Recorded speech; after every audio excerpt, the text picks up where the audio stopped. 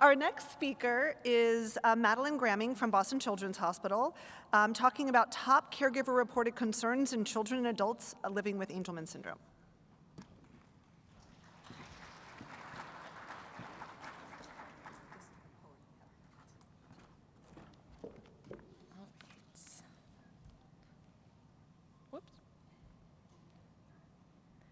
Hi everyone, my name's Maddie. I'm a coordinator working with the Angelman Syndrome Clinical Research Group at Boston Children's Hospital, and I'm going to be giving a brief overview of our research looking at top caregiver concerns reported for children and adults with Angelman syndrome.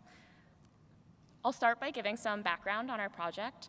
First, we know that all challenges and experiences within the AS community are unique and may vary upon an individual's age and molecular subtype.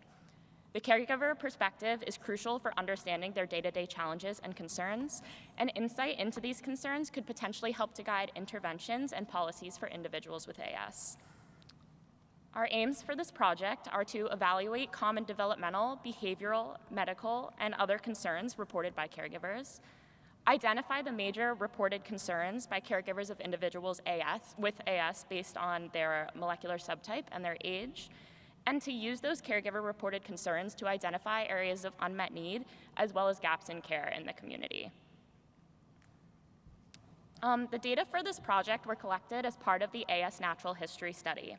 At annual study visits, caregivers participate in an interview with the study team, during which they're prompted to give their top 3 concerns for their loved one with AS. They're given the option to rank these concerns on a scale of 1 to 3, with 1 being their greatest concern.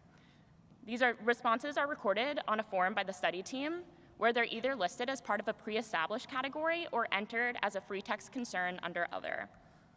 After our initial data collection and during review of this data set, we recoded all these free text concerns to either fit into one of the pre-existing categories, or we created new categories that would capture these data. We ended up with a final 23 concern categories to analyze, which we analyzed in the following ways. First, we looked at the percentage of caregivers who reported each concern, regardless of how they chose to rank or endorse that concern. We then took a closer look at just the number 1 concern and analyzed those concerns by both age and molecular subtype. Now, a quick look at our sample. We included data from 193 unique participants in the AS Natural History Study. For analyses, we split our sample up into 4 age cohorts, represented here. As you can see, the most predominant cohort was individuals in the age 6 to 12 years cohort. And then for our subtype breakdown, as expected, the majority of our sample was deletion positive, followed by those with a UBE3A mutation, and then UPD and imprinting defects.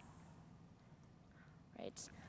Here is a quick look at some of our results. Shown here is our graph representing the percentage of caregivers who reported each concern regardless of how they chose to rank that concern.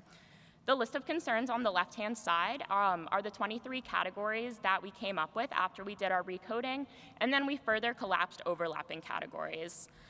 In this figure, the greater represented concerns and more frequently reported concerns are represented by the longer bars, as well as the darker red color.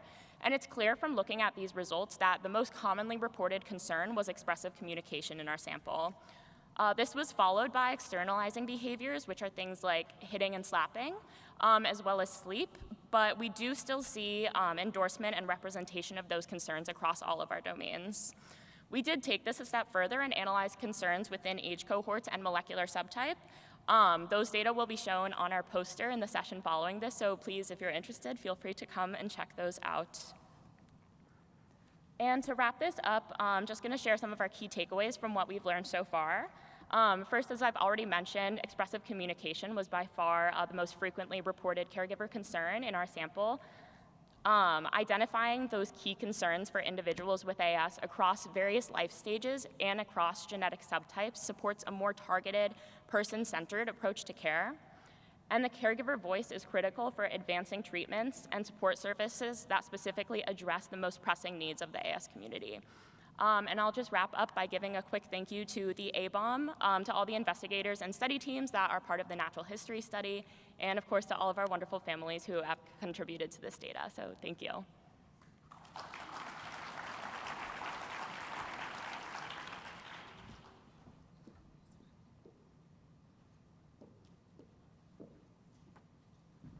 I love seeing the opportunity of all these research coordinators and students that are coming up here and presenting to this enormous audience.